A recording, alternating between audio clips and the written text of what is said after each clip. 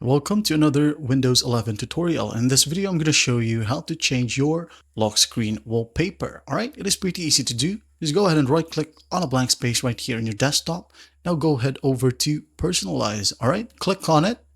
Now this page will pop up. Now what we're going to do is just scroll down a bit until we see lock screen. Alright, click on lock screen. And as you can see here, this is my current lock screen wallpaper. Now to be able to change that, just go ahead and make sure that here in the drop down, if you want to choose Windows Spotlight, go ahead and use that. It will look like this. And this one, which is a static picture. All right. And here again, slideshow, you can go ahead and add your own pictures right here for the slideshow, but just clicking on the browse right here. All right. And select the folder. For example, this one right here. I'm going to choose this folder.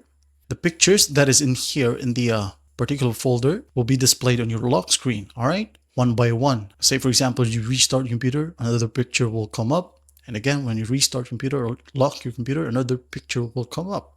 If you just want a static picture right here, picture, if you want to use the default images right here from Windows, go ahead and use one, all right. If not, just go ahead and click on Browse Photos.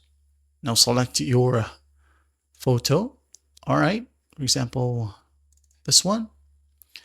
I'm going to select the logo right here, choose picture. And as you can see, we have just changed the lock screen. Well, I hope this video helps and I'll see you in the next one.